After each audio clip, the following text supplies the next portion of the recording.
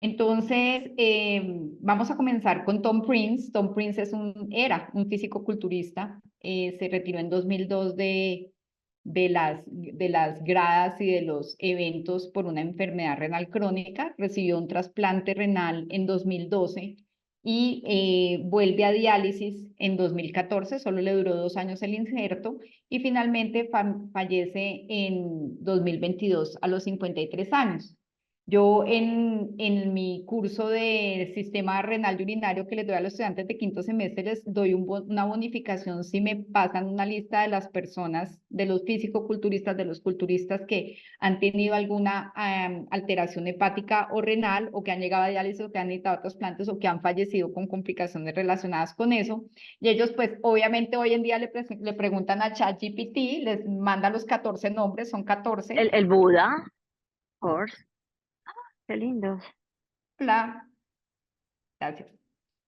Le mandan uno el chat GPT con los 14 personajes, pero lo que queremos dejar claro en esta charla es que no siempre estamos hablando de proteínas cuando estamos hablando de ese tipo de enfermedades relacionadas con suplementos. ¿Qué ha cambiado y cuál es la razón o la moda creciente que tienen nuestros muchachos por verse, como ellos dicen, viga, por verse macancanes, por verse grandes?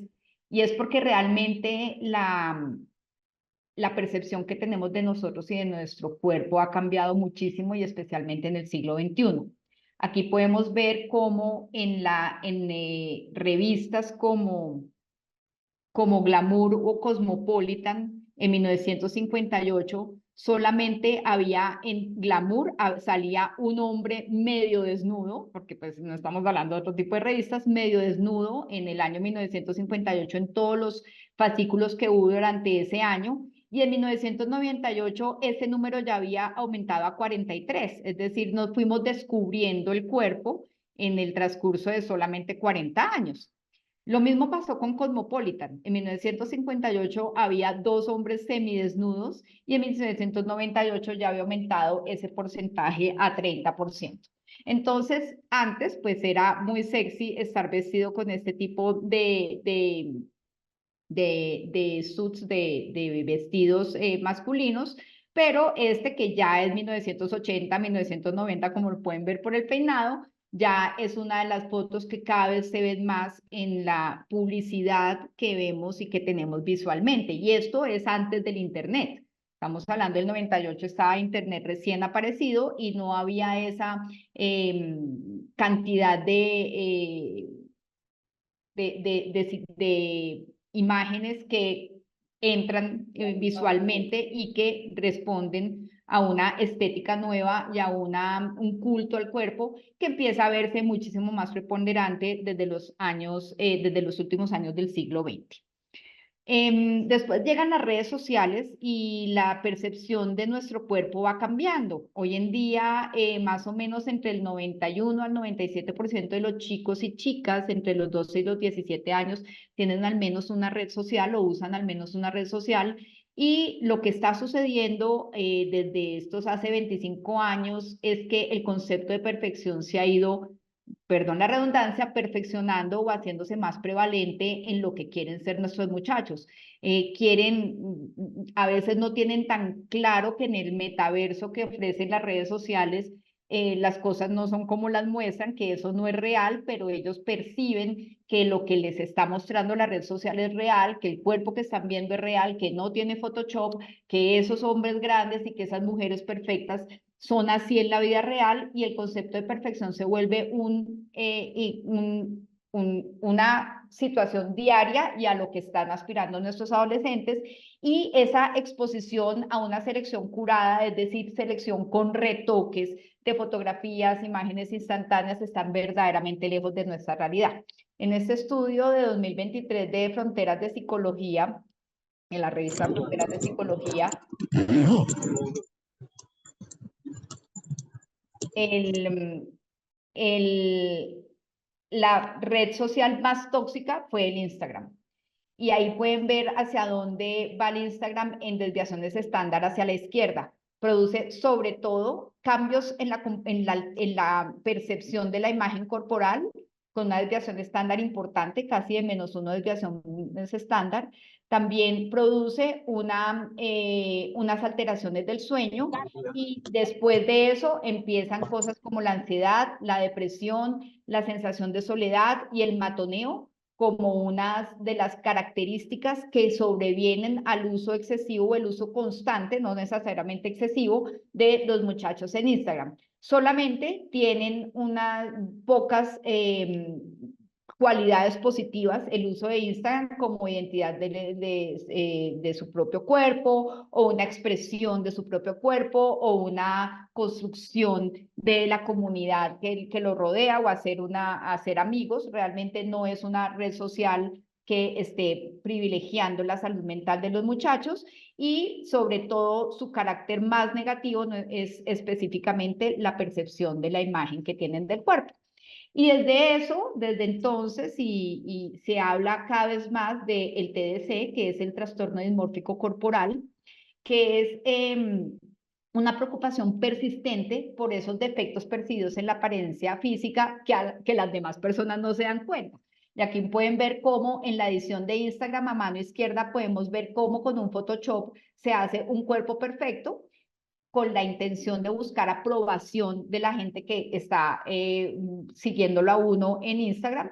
Y la realidad, pues, es un cuerpo más real, con un poquito un gordito acá, un poquito menos marcado el abdomen. Y también hay unas situaciones que pueden ser percibidas no solamente como corporales y físicas exclusivamente, sino que las personas que más me gustas o más likes suscitan son heterosexuales, blancos y flacos, y casi siempre esto va motivado por una frase inspiracional, y todo esto hace que nuestros adolescentes quieran cada vez más parecerse a esas imágenes que, como lo dije en la diapositiva anterior, están curadas, o sea, no son reales. Entonces ahí aparece este TDC, este trastorno dismórfico corporal, que es que cualquier medio defecto que tengamos, como tenemos todos los humanos, es hiperpercibido, y las demás personas no se dan cuenta, pero los muchachos empiezan persistentemente a pensar en eso, y afecta un porcentaje igual tanto hombres como mujeres, que a veces uno con los TCA, con los trastornos de comportamiento alimenticio, sí tenemos una prevalencia mayor en chicas, pero aquí empiezan los muchachos a tener igual de prevalencia de este trastorno, y más o menos hasta el 2.5% de la población puede sufrir específicamente la población adolescente, puede sufrir este trastorno de su imagen corporal. ¿Y qué es lo que pasa cuando uno quiere ser perfecto y cuando uno cree que lo que le están mostrando en Instagram es real? Pues empieza a deteriorarse significativamente la vida diaria, porque todo está conducente a tener el cuerpo perfecto. Entonces, como menos, hago más ejercicio, me autoculpo toda la vida, y esto termina finalmente reduciendo la calidad de vida y aumentando, y eso está más que medido y más que comprobado, que hay una relación directa entre el trastorno dismórfico corporal y altas tasas de intentos de suicidio. Y cuando uno va directamente a mirar qué pasa con el TDC, es que el 80% de las mujeres dicen que esas imágenes que ellas ven en la televisión, en las películas, y hoy en día en el social media, en los medios sociales, pues les provocan, o lo que les suscitan es, el 80% dicen, es inseguridad. Nunca voy a ser tan perfecta como ella, yo tengo un cuerpo humano y entonces tengo un cuerpo defectuoso y nací con muchos defectos. Y el 42% de las chicas que tienen este trastorno quieren ser más delgadas a pesar de que ya son delgadas. Y existe esta presión social que está obviamente facilitada por los medios sociales, por las redes sociales, para lograr o aspirar a tener unos cuerpos muy poco realistas.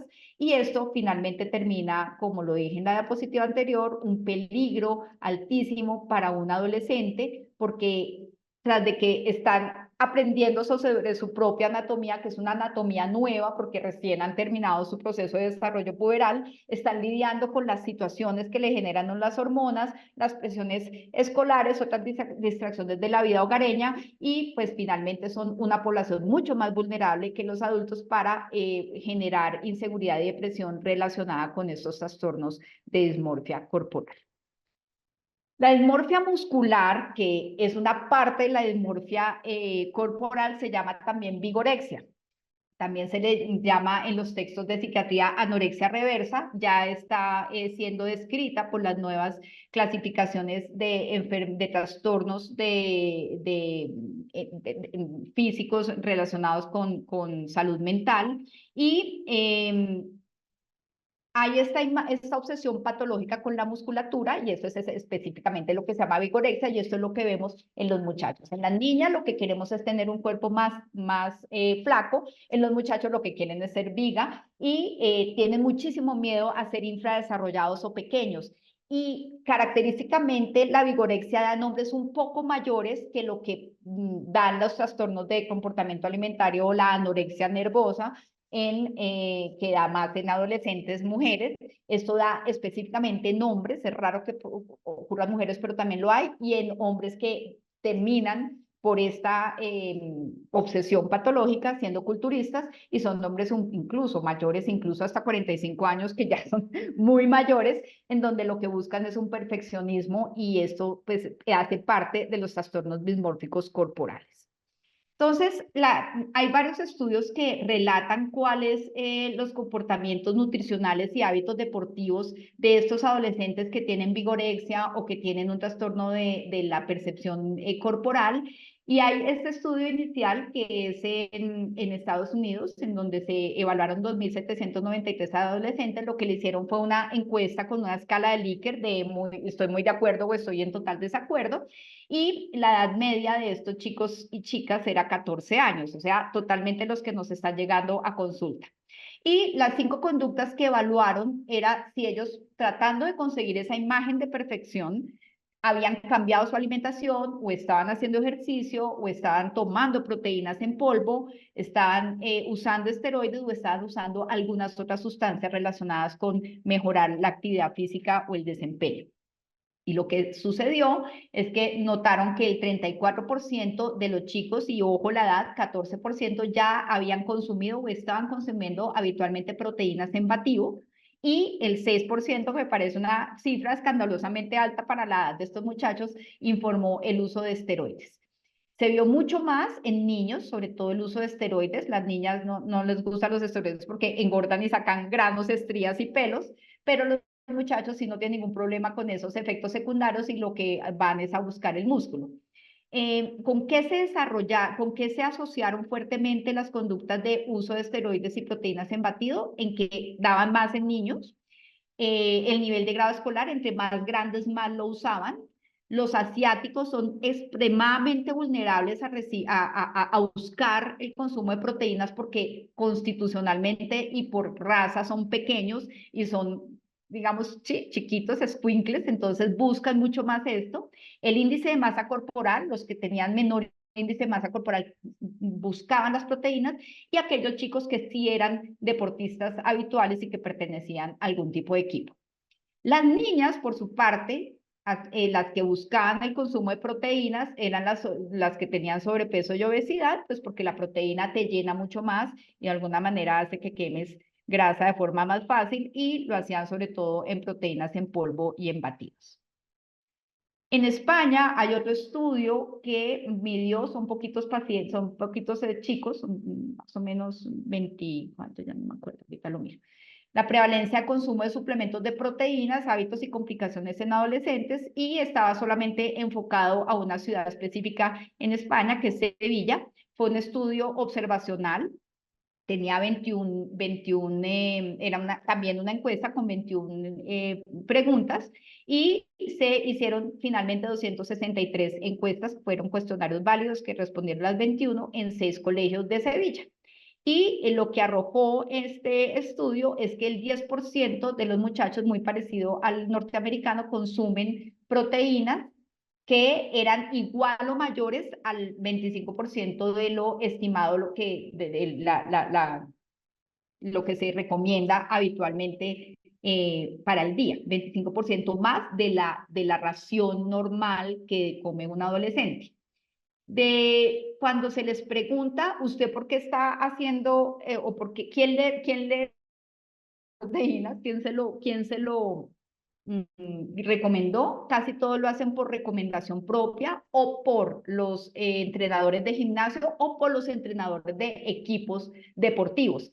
Era raro que un médico o una nutricionista recetara suplementos deportivos. Hoy la mayoría también que iban a gimnasio lo hacían porque sus amigos también lo estaban tomando. Cuando les preguntaron por qué estaban tomando esas proteínas, la mayoría lo hacían para mejorar la recuperación después de una actividad física, algunos otros como efecto estimulante, seguido por mejoramiento del desempeño durante la actividad física y por último los que menos lo hacían, pero un 4% para tener control de peso. Y se reportaron 18.9% de efectos adversos que estaban relacionados con suplementos proteicos y que tenían que ver más con síntomas gastrointestinales. Entonces eran más tipo flatulencia, distensión abdominal, que se sentían muy llenos, y esos muy relacionados con los batidos, y por eso muchos de ellos habían cambiado los batidos por ejemplo, barritas de proteína que se venden habitualmente en los gimnasios y en tiendas de nutrición. Aquí abajo podemos ver de dónde habían sacado la idea y dónde conseguían estos suplementos. La mayoría son de tiendas físicas, pero algunos lo hacen en línea y otros lo compran en gimnasio o los consiguen con sus compañeros. Entonces, estas eran las percepciones que ellos tenían, ¿no? Que el 36% mejoraban su rendimiento, el 24% mejoraban su aspecto físico, aumentaban la masa muscular y aceleran sobre todo la recuperación en aquellos chicos que ya pertenecen a un equipo específico de deporte o que ya hacen algún tipo de rutina especial, pues ellos sí realmente sienten que tanto la proteína con un tipo de weight o la que viene de la caseína, pues mejora la energía y el mantenimiento de la salud, y como les dije, muchos de ellos empezaron a tomar batidos, pero finalmente le queda mucho más fácil comerse una barrita de proteína que tiene la misma cantidad de proteínas que tiene un batido sin llenar y evitando así los eventos secundarios.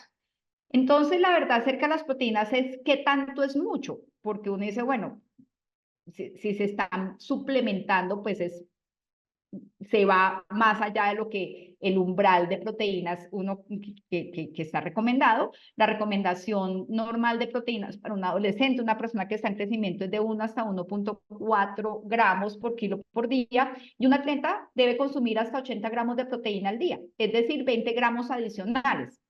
Lo que ocurre con las proteínas es que la proteína per se no es mala. El problema es que estos muchachos toman hasta 4 o 5 veces la cantidad recomendada de proteína por día solo en su dieta, sin hablar del suplemento.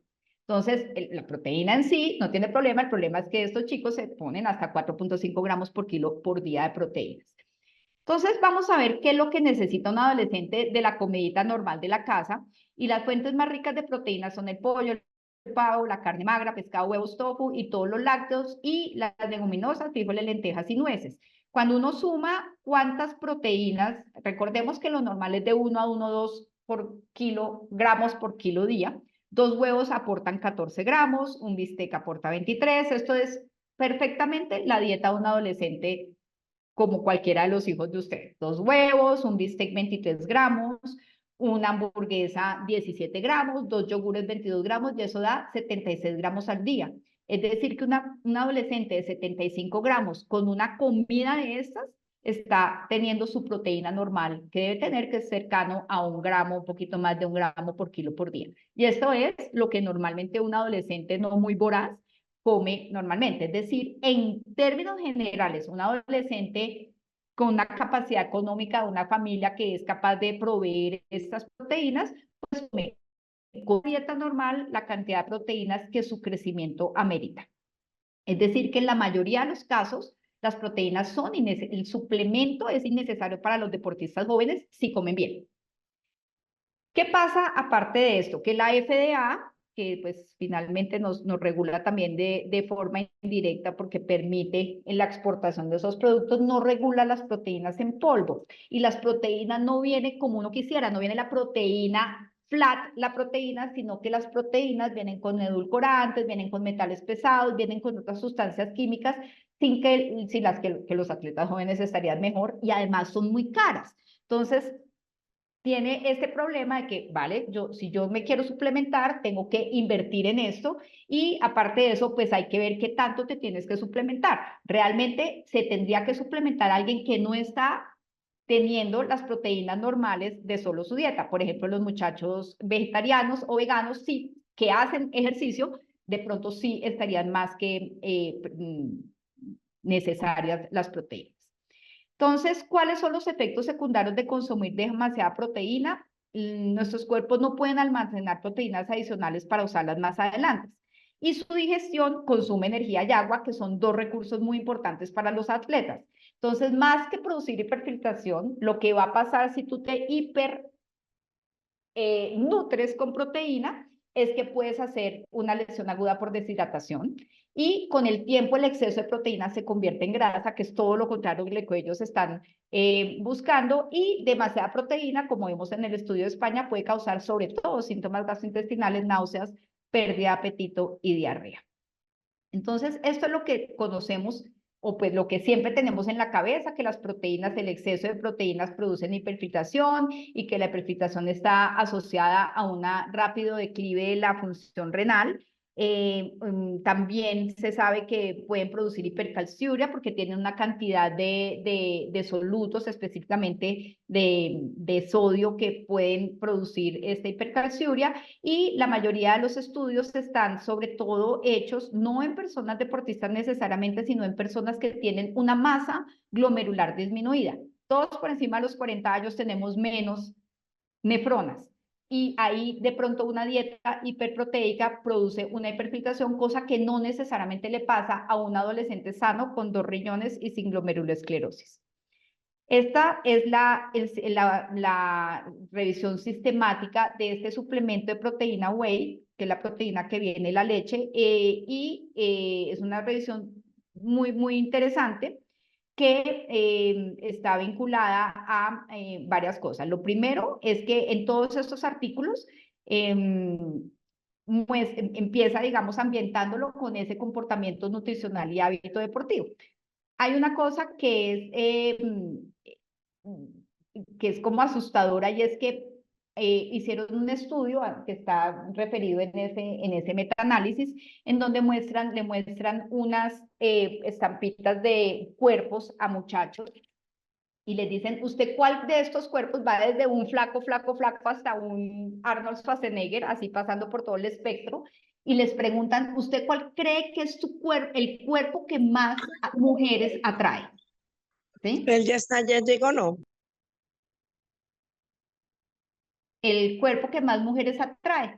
Y el cuerpo que más mujeres atrae para los muchachos era un cuerpo que era 14 kilos más pesado que el de ellos propios.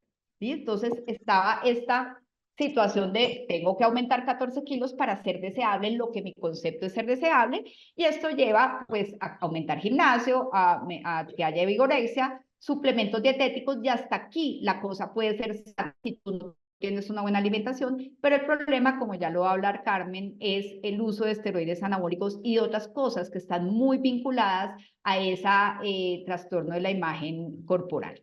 Estas son encuestas en 8 gimnasios de Medellín. Agradezco a Benjamin que me dio la información de qué se usa en los gimnasios actualmente cuando estamos hablando de sustancias que van muy vinculadas a también suplementarse con proteína. Entonces están los esteroides que van desde boldenona equina hasta decadurabolin. Entre yo usar un esteroide para caballo hasta usar el decadurabolin, que es lo más caro que existe, pasamos por androstenediona, estanosol, factores de crecimiento similar a la insulina y gonadotropinas.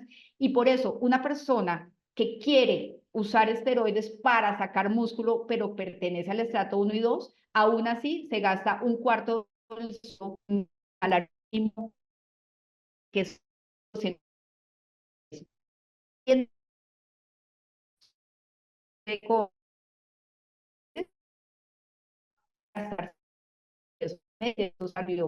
Empresas que digo, no, eh, eh,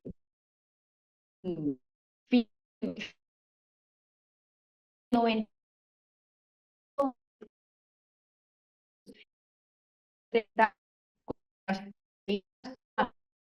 y el 48% de las mujeres de esa misma edad lo hacían. El 3% de los hombres de 70 años, testosterona, por ciento de las mujeres. Entonces, ya para darle la palabra a Carmen, más es mejor no es cierto, porque si bien los atletas jóvenes necesitan hormonas anabólicas que ellos mismos producen y un entrenamiento físico para estimular la síntesis de proteínas y así aumentar la masa muscular, no necesariamente la cantidad de proteínas mejora, suplementarse adicional mejora, es irrelevante cuando estás viendo todo el régimen completo. Adelante, Carmen. Me dice si yo te voy a pasar. Gracias, doctora. Entonces, para entrar un poquito a hablar de cada uno de los suplementos que más utilizan los adolescentes, vamos a empezar por hablar por la creatina. La creatina es un ácido orgánico que pues normalmente se sintetiza en el músculo y en las células nerviosas, pero también en el hígado, en el páncreas y en los riñones. Normalmente nuestro cuerpo produce creatina, más o menos 1 a 2 gramos de creatina se sintetizan, y esto se hace a partir de aminoácidos esenciales como arginina, glicina y metionina, pero también se obtienen de la dieta. Y hay una cosa muy importante, es que normalmente la producimos, pero la suplementación muy a menudo es exagerada, hasta 10 gramos al día. De esto, pues hay una parte muy importante, que el riñón, que tiene que ir al riñón y que tiene que ser eliminado por el riñón, tiene que ser eliminado por el riñón. Siguiente, doctora. Entonces, ¿para qué se utiliza la creatina? La creatina sí tiene evidencia, y de hecho es uno de los pocos suplementos nutricionales que tienen evidencia que mejoran el desempeño deportivo en actividades de alta intensidad y corta duración, aumenta y mantiene la masa muscular, y de hecho mejora mucho más mejora rápidamente la recuperación muscular. ¿Cómo lo hace? Lo hace estimulando el factor de crecimiento similar a la insulina tipo 1 y toda la vida del mTOR, y de hecho hay algunos estudios en adultos con diabetes mellitus tipo 2 que incluso podría mejorar la sensibilidad a la insulina y la tolerancia a la glucosa. Entonces, pues uno siempre se pregunta, bueno, ¿y esta creatina, que es una carga importante para el riñón, produce daño renal? Normalmente lo que se recomienda es que se utilicen 5 gramos de creatina diarios. Eso se tienen que tomar incluso los días que no se realiza actividad física. Y aquí les quiero mostrar una revisión sistemática que incluía 15 estudios cualitativos y 6 estudios en el metaanálisis. En el metaanálisis habían 220 personas. Y adicionalmente, que me pareció muy interesante, incluyeron 4 reportes de casos. Lo que concluye esta revisión sistemática es que la creatina no produce daño renal en personas sanas. Si bien sí hay una teoría de que puede alterar la creatinina, perdón, sérica, como un falso indicador de falla renal. Estas elevaciones y las evidencias de elevaciones de la creatinina en los pacientes que toman creatina solamente se encontraban en esos 4 reportes de casos de los pacientes. Pero si revisamos solamente el metaanálisis o los estudios cualitativos, que eran 15 estudios cualitativos, no había evidencia de que en los pacientes sanos, en los fisicoculturistas, en los atletas, en las personas con diabetes mellitus tipo 2 e incluso en las mujeres posmenopáusicas pudieran producir falla renal. Entonces, realmente el uso de la creatina a dosis adecuadas no se relaciona en pacientes sanos, ni siquiera. De hecho, hay un reporte de caso en un paciente monorreno, que incluso en ese paciente monorreno no hubo elevación de la creatina, pero no se recomienda en estos pacientes que tienen cualquier tipo de alteración de la función del riñón. Importante entonces, pues que esta suplencia de suplementos nutricionales, tanto estos como los que veremos más adelante, los que sí se pueden utilizar, tienen que estar acompañados pues siempre por una indicación médica, y tienen que estar tomados de una manera adecuada. Entonces, la recomendación para que la creatina funcione de una mejor manera es que debe ser acompañado por algún carbohidrato que tenga un índice glicémico alto para que pueda ser absorbido más fácilmente. Y pues como les decía previamente, debe tomarse por lo menos 5 gramos al día. Y hay una cosa muy importante respecto también de la creatina es qué tipo de creatina toman. Muchas de las creatinas que toman los pacientes no son creatinas puras y se acompañan, por ejemplo, de otros aminoácidos o incluso de algunos metales pesados. Entonces, ahí es cuando probablemente sí tengamos evidencia de alteraciones en la función del riñón. Siguiente. Eh, Vamos a hablar entonces qué otras sustancias también se utilizan. Entonces, bueno, hablamos de que las drogas son cualquier tipo de sustancia que ejerce un efecto en el sistema en el cuerpo. ¿Y qué tipo de drogas utilizan los deportistas? Entonces tenemos los anabolizantes que están realmente prohibidos en todos los deportes y el problema con los anabolizantes es que nunca tenemos certeza de qué es lo que están tomando los pacientes. De hecho, desde el 2004 en Estados Unidos, la androstenediona, que es uno de los anabolizantes que se utilizan muy a menudo, es una sustancia controlada y se considera un esteroide anabólico, igual que incluso la efedrina, que también se utiliza en muchos de esos anabolizantes. Siguiente. ¿Cuál es el problema? Entonces, dentro de esos tenemos unos de ellos muy a menudo utilizados que son los quemadores. Entonces, ¿cuál es el problema realmente de los quemadores? Es que no tenemos ni idea qué se utiliza como quemadores.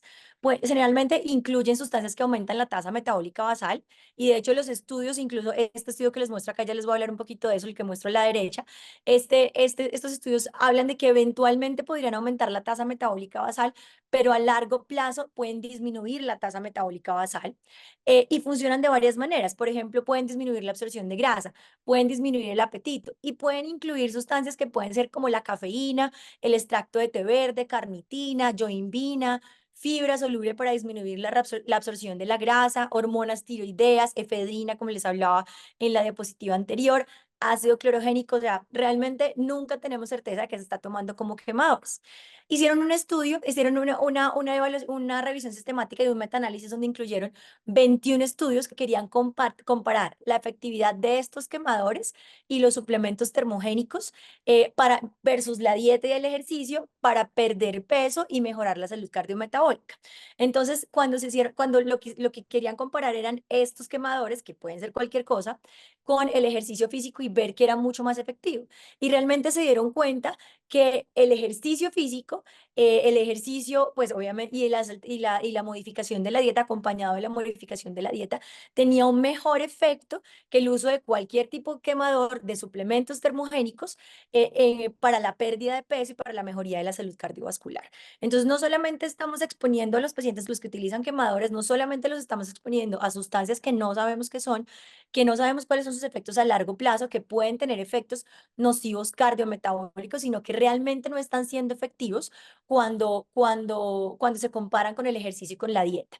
¿Cuál es la teoría de los quemadores? Aquí, como pueden ver en la gráfica, entonces lo que dicen es que estos quemadores, como por ejemplo el té verde, la yoimbina o las hormonas tiroideas, lo que hacen es que en teoría estimulan todo el sistema simpático, aumentan la saciedad, disminuyen el apetito, disminuyen la lipogénesis, aumentan la lipólisis y en teoría disminuyen la masa muscular, la masa grasa, pero también al final, a largo plazo, también disminuyen la tasa metabólica basal cuando el cuerpo se acostumbra a esto. Siguiente. Otra de las cosas que también se utilizan muy a menudo son los anabolizantes. Entonces, realmente los anabolizantes, pues hay un espectro grandísimo de anabolizantes que pueden utilizar: la testosterona con estradiol, nandronola, algestona con estradiol o estrógenos. ¿Cuál es el problema de estos anabolizantes? Pues que están relacionados obviamente con todo lo que tiene que ver con el metabolismo hepático, con falla hepática colestásica, con atrofia testicular, disfunción sexual, pero desde el punto de vista del riñón se relacionan con lesión renal aguda cuando hay rhabdomiolisis o asociados también a la falla hepática. Pueden relacionarse con glomerulosclerosis focal y segmentaria, atrofia tubular, fibrosis intersticial e hipertensión arterial.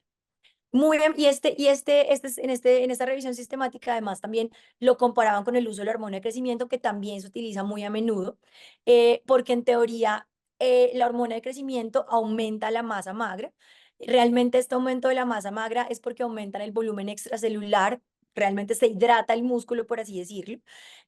Teóricamente puede producir más tolerancia al ejercicio, menos tiempo de recuperación, pero en estudios que se han hecho con ratas con el uso de la hormona de crecimiento, no en la dosis que utilizamos para los pacientes que tienen algún tipo de trastorno del crecimiento o enfermedad renal crónica, bueno, pues trasplantados, lo que se ha evidenciado es que hay un aumento, hay riesgo de nefromegalia, aumento de la matriz mesangial y glomerulosclerosis focal y segmentaria. Y también se puede relacionar con algunas alteraciones desde el punto de vista electrolíticos, con hipofosfatemia, hiperfosfaturia, hipercalciuria, alteraciones de la acidificación urinaria. Aclaro que esos estudios se han hecho solamente en ratas y con dosis mucho más altas que las que se utilizan en los pacientes que tienen déficit de crecimiento. Siguiente. Otro de los, y esto, gran parte de los sustancias que vamos a hablar aquí en adelante son de las que surgieron de esta conversación que les hablaba la doctora Natalia. Otro de lo que se utiliza es la glutamina. Este es un estudio en el que comparaban, es una revisión en la que comparaban el uso de la L-carnitina, L-arginina y la glutamina en atletas y fisicoculturistas. Entonces hablaban, pues realmente con la L-carnitina y la L-arginina no hay mucha evidencia de que hayan alteraciones desde el punto de vista renal, pero sí pasa que la glutamina se relaciona con un mayor riesgo de enfermedad renal. La glutamina produce glomerulosclerosis focal y segmentaria. Estos estudios se han hecho en ratas que tienen diabetes mellitus. Y el problema con la glutamina es que localmente aumentan las citoquinas proinflamatorias como la interleuquina 1 y la interleuquina 6. No se recomienda dar suplencia con glutamina a menos que haya una evidencia de déficit, porque pasa muy a menudo que los fisicoculturistas o los deportistas a veces utilizan suplencias de aminoácidos. Lo único que hay evidencia realmente como de beneficio de la glutamina es que podría ser nefroprotector en sepsis y en de toxicidad por cisplatino, siempre y cuando haya algún tipo de déficit. Entonces, la glutamina no tiene evidencia que mejore ni el desempeño deportivo ni la ganancia de la masa muscular. Siguiente. Otra de las dudas que nos surgió durante esta conversación que tuvimos fue el uso del óxido nítrico. Entonces, realmente, ¿por qué teóricamente se podría utilizar el óxido nítrico? Porque el óxido nítrico reduce el consumo de oxígeno, mejora el desempeño deportivo porque obviamente aumenta la producción de energía, y las personas que toman el óxido nítrico realmente, los que toman óxido nítrico realmente lo que están tomando son otros cócteles de otras sustancias. Entonces, generalmente pueden tener creatina, carbohidratos, aminoácidos, vitaminas y minerales. Y realmente en los estudios que han hecho de estos suplementos que dicen que tienen óxido nítrico, se han dado cuenta que pues, al tener estos cócteles realmente hay un poco aumento de los niveles de óxido nítrico en la sangre y en las personas que lo utilizan. De hecho, es muy curioso porque lo que dicen es que es mucho más efectivo comer remolacha para aumentar el óxido nítrico que tomar este tipo de cócteles que se venden. Entonces, cuando comparan el uso de óxido nítrico como suplencia en investigaciones para ver el desempeño deportivo, la verdad es que no hay evidencia que el uso del óxido nítrico mejore el desempeño, aunque teóricamente sí, pues aumenta la producción de energía, porque realmente cuando uno lo compara cuando uno lo utiliza en las personas que realmente están entrenadas, el ejercicio es mucho más efectivo para que haya una mayor producción de energía, haya una remodelación de óxido nítrico dentro del cuerpo secundaria al ejercicio, que tomar un óxido nítrico, pues que ingerir un óxido nítrico externo. Entonces, es mucho más efectivo hacer un ejercicio a largo plazo que realmente modifique la reología de los vasos sanguíneos, que aumente la vasodilatación, que tomar una suplencia de óxido nítrico. Siguiente. Entonces, finalmente, ya para empezar a cerrar, importante pues aclarar cuántos son los requerimientos de proteínas para un adolescente. Esto es una cosa muy amplia y realmente hay que hacer una evaluación particular de cada uno de los pacientes. La dosis de proteína puede ir desde 1,2 a 2 gramos por kilo por día, pero realmente pues esto va a variar dependiendo de la actividad y obviamente teniendo en cuenta lo que nos hablaba la doctora Natalia al respecto del riesgo de obesidad y secundario a esto pues de la enfermedad renal. De estos, lo que se sugiere es que sean 0,3 gramos por kilo por día de proteína de alto valor biológico después del ejercicio. Lo que siempre se recomienda es que en dietas para reducir grasa hay que aumentar la proteína, pero eso no significa que haya que hacer una reducción ni de la cantidad de carbohidratos ni de la cantidad de grasas. Muy importante, siempre la recomendación de los líquidos antes, durante y después del ejercicio.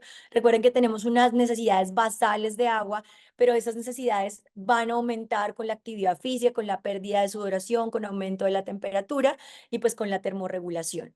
y que después del déficit de ejercicio, después del ejercicio, la pérdida de agua puede, o el déficit de agua puede ser entre un 125 a un 150%, y que en deportistas de alto rendimiento es importante evaluar cuánta pérdida de peso hay desde antes del ejercicio a posterior al ejercicio, porque esto es muy variable. Y pues dejo ya a la doctora Natalia para que haga el cierre. Muchas gracias. Eh, muchas gracias, ¿me escuchan? Sí. Entonces, levantar pesas en el gimnasio es sumamente saludable para ti, pero si quieres ser culturista y competir más al más alto nivel, no tiene nada que ver con la salud. Eso lo dijo Kenneth Wheeler.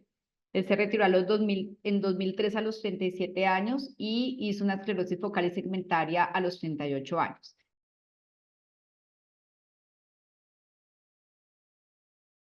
Entonces, lo que queremos dejar con esta charla es que primero hay que individualizar los casos.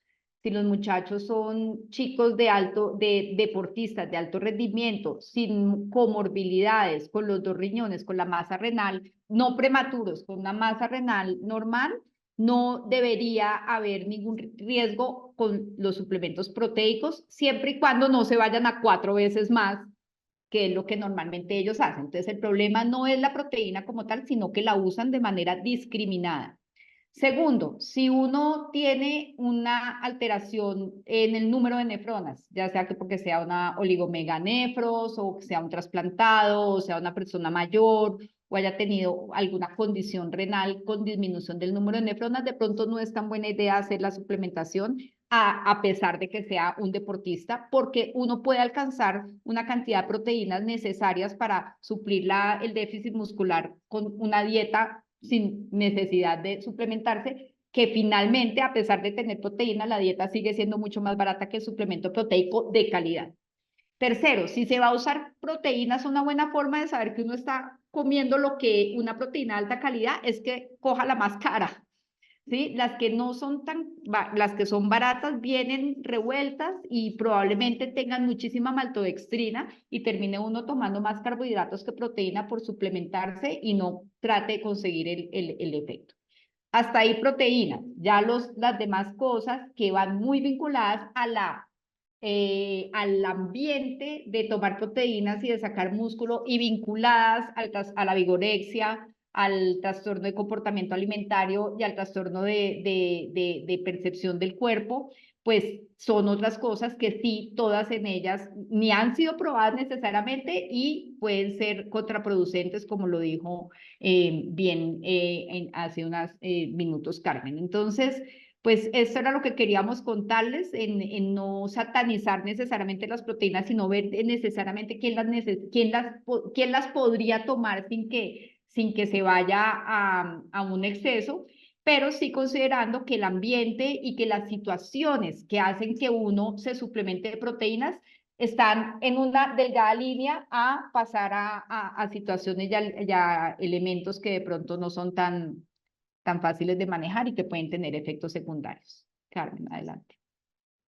Sí, yo creo que lo importante aquí es el acompañamiento. Es muy fácil caer en elegir unos suplementos, no sé, por ejemplo, lo que les decía al respecto de la creatina. Entonces, la creatina es muy buena, tiene evidencia, no sé qué, pero resulta que lo que yo estoy comprando no es creatina, está lleno de otros aminoácidos o de BCAAs o está lleno de carbohidratos. Aquí he hecho una pregunta muy interesante al respecto de esta bone protein que está muy de moda, y resulta que el bone protein hay evidencia que está contaminada por plomo, entonces hay riesgo de contaminación con plomo con bone protein. Entonces realmente lo que se sugiere, al menos por ahora que sabemos, es que utilizar preferiblemente la proteína de caseína, pues para los que no son veganos.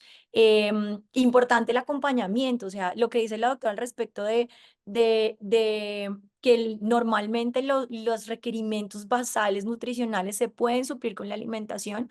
Lo que pasa es que nosotros también estamos muy acostumbrados al desayuno de un huevito, y el desayuno de un huevito pues no es suficiente, pero si yo en lugar de desayunar 2 huevos me como 3, pues entonces ya llevo 21 gramos de proteína al desayuno, y así vamos contándolo. Creo que también hay que tener mucho cuidado al respecto de dar estas recomendaciones nosotros, que al final no somos tan expertos en esto en comparación con un nutricionista, y esto también podemos estimular que los niños tengan cierta ortorexia y este estrés de contar calorías, de contar carbohidratos, de contar proteínas, que al final tampoco es la finalidad de lo que queremos que nuestros pacientes tengan, pero sí que sepan que si están haciendo un ejercicio, pues necesitamos que tengan un aporte proteico, un aporte nutricional adecuado y que no es necesario que venga de ningún suplemento nutricional. Eso es lo que creo que es bien importante. Si quieres, vamos contestando Sí. las preguntas. Sí, Bueno, por acá, bueno, yo, no, se las transmito. Bueno, primero que todo, muchas gracias, doctora Natalia y Carmen, por la conferencia. Me pareció muy gráfica y los términos que utilizaron al principio muy interesantes. Bueno, en el chat de la conferencia hacen una pregunta. Ay, cómo era ahora que se me hizo. Bueno, acá voy a empezar por la última, que fue la que tenía acá a la mano. Eh, la pregunta de los padres es: ¿a qué edad debería empezar a levantar pesas los adolescentes y el impacto que esta práctica tendría sobre la talla final? ¿Hay alguna realidad que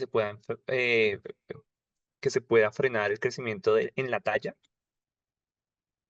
No, eso es un mito urbano, ya le doy la palabra a Carmen, de pronto en peso muerto puede haber algo de compresión vertebral, pero eso es, no es permanente y las pesas no necesariamente son peso muerto, las máquinas realmente no afectan la talla, que están específicamente hechas para grupos musculares, no óseos.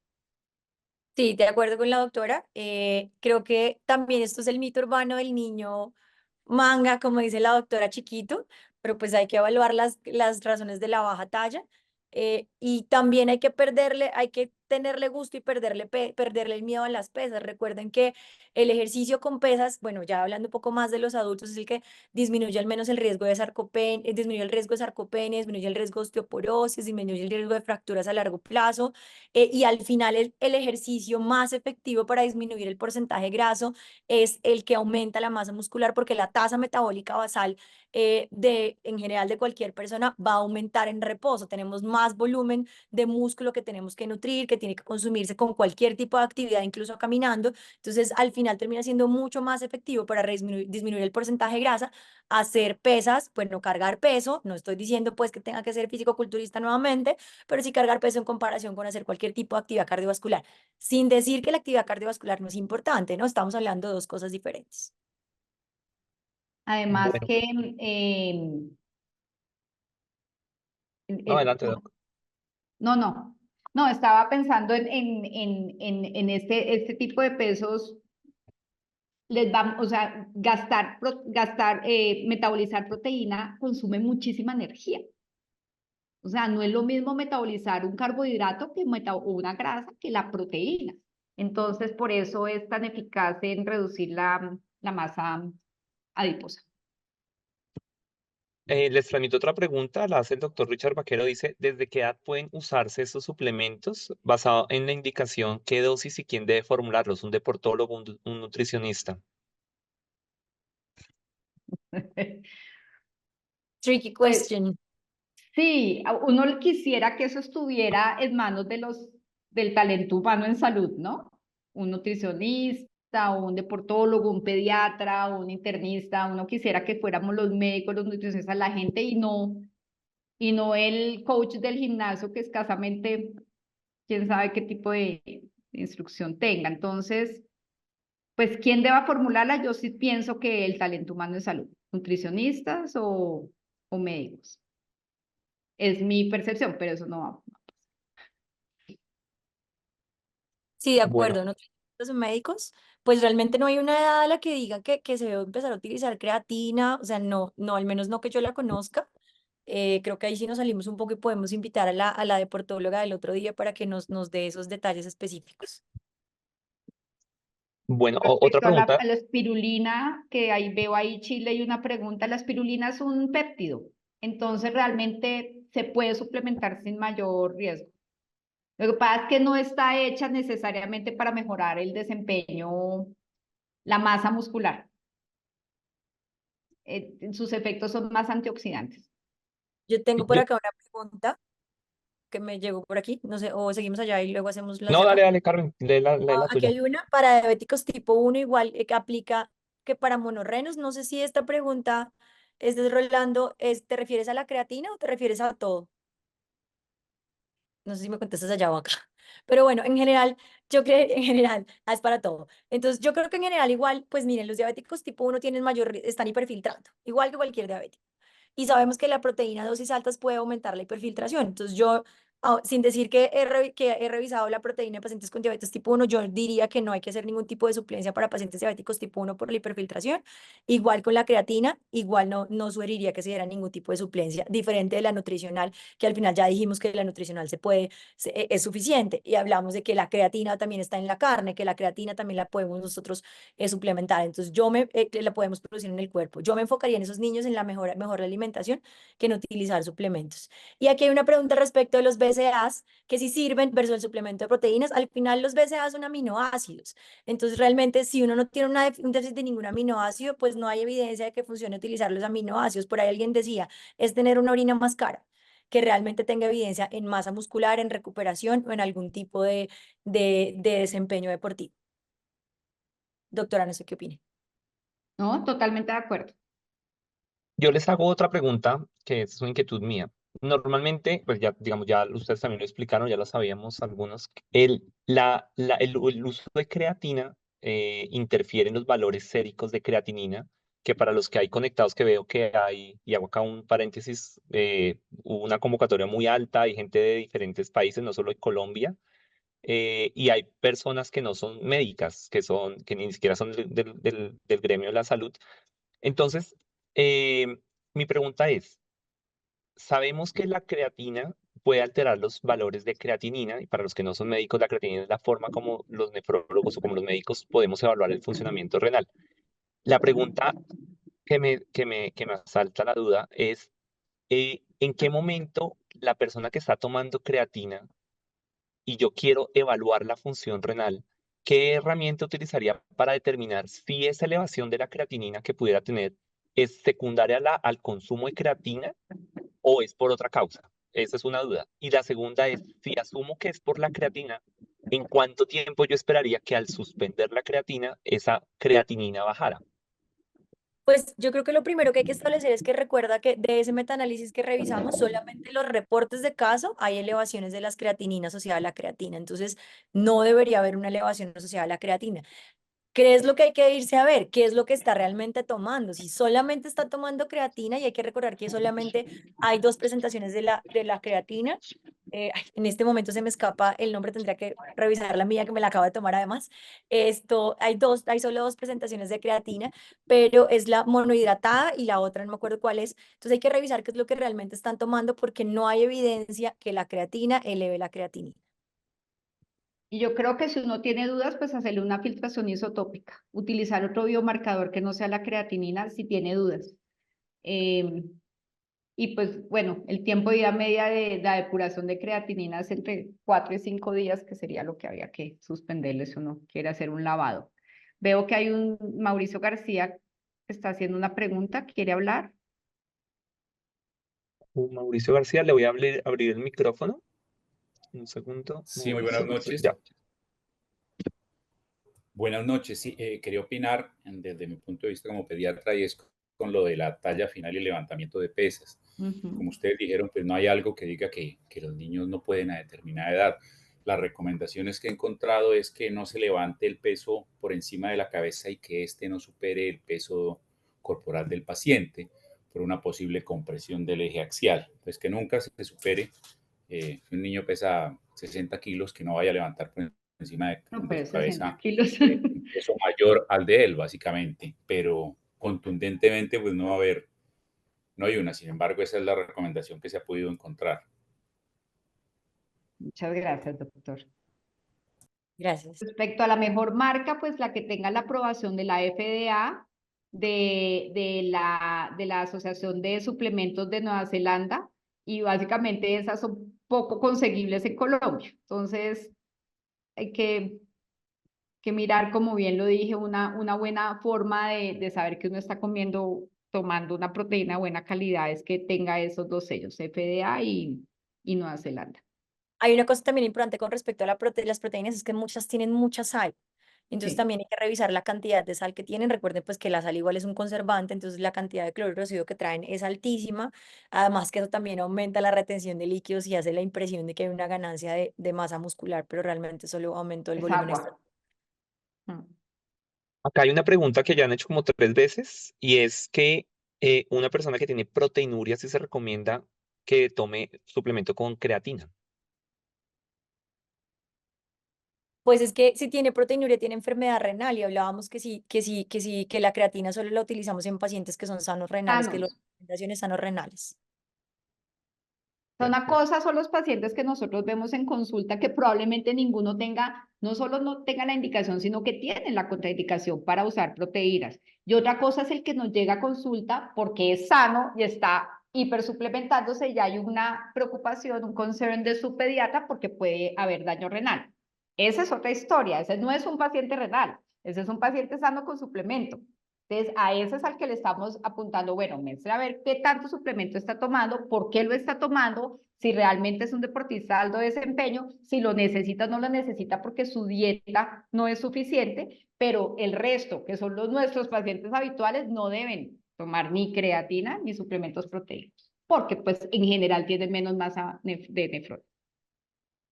Otra pregunta que me hacen acá a mi WhatsApp es si hay diferencias en la, digamos, entiendo como en la ganancia muscular, si la proteína es de origen animal o vegetal. No, teóricamente no debería porque igual pues es la misma suplencia de proteínas. Veo que hay como que ya todas las preguntas que se hicieron en el chat han sido, dice que cuál es la dosis de sodio que tienen estos suplementos, me imagino que eso va en correlación a la marca, habría que mirar la etiqueta de cada marca y basarse con las recomendaciones nutricionales de aporte de sodio. Mm, Gustavo Guerrero pregunta bueno, ¿qué haríamos al encontrar una creatinina elevada? La doctora Natalia ya nos dijo que hacer, Sí, nos una puede, filtración isotópica, utilizar otro biomarcador. Sí, pues si tuviéramos cistatina era esa, pero pues no hay, entonces de pronto una filtración isotópica me parece excesivo en costo-beneficio, entonces más bien es suspender, esperar una semana y volver a repetir. esto también me han preguntado varias veces y es, ¿a qué edad recomiendan ustedes el Yo inicio de no tengo esa supremacía respuesta. proteica? Yo no tengo esa respuesta, porque depende del chico también, ¿no? Yo tengo chicos que ya están en 8 años y pertenecen a las selecciones menores de patinaje o de nado sincronizado. Em, es raro que los papás o que los entrenadores lo suplementen antes de los 12, pero no tengo la edad, no lo sé. Y no, no hay. Yo creo que más que una edad es lo que volvemos a lo mismo, ¿no? Es que no, en qué momento yo ya no puedo suplementarlo con la alimentación, en qué momento lo que le estás dando al niño no es suficiente con la alimentación, pero también lo mismo, no sé la edad. Bueno, yo creo que nos resolvieron muchas de las inquietudes que teníamos. Nuevamente, felicitaciones a los conferencistas, una excelente charla, doctora Natalia Carmen. Quiero agradecer a todos los participantes. Como les decía, este espacio de ACONEPE está diseñado para que no solamente hablemos de nefrología, tengamos otros temas que puedan ser de interés. Es la primera vez que lo hacemos y que tenemos participación de personas que no necesariamente son del gremio médico ni nefrológico. Hubo gente conectada de diferentes países, de diferentes Por especialidades. ahí vi a los amigos venezolanos, Próspera y demás. Muchas gracias por conectarse. Y a todos los invito a que porfa se le echen una mirada a las redes sociales de Aconepe, a la página de internet aconepe.com, a la página de Instagram que es Aconepe1. En esto tenemos la charla de hoy va a estar grabada, se va a montar en estas plataformas y tenemos hay otras informaciones, también están las conferencias de los congresos, todo esto. Un segundo, voy a bloquear este micrófono. Ya, así es. Y están todas estas charlas de los congresos que son muy buenas para que también pues las revisen y los esperamos en una nueva oportunidad. Muchas gracias nuevamente, bienvenidos a los Hay que es una la primera pregunta vez que por se aquí, conectan. perdón que Bueno, te interrumpa, Clímaco, ¿Qué creatina usamos? Pues eso depende. Yo uso la creatina monohidratada. La recomendación es fíjense por favor en los ingredientes que solamente tenga creatina. Tenga creatina. A mí me va mejor con la monohidratada porque no me acuerdo el nombre de la otra, pero la monohidratada se disuelve más fácilmente.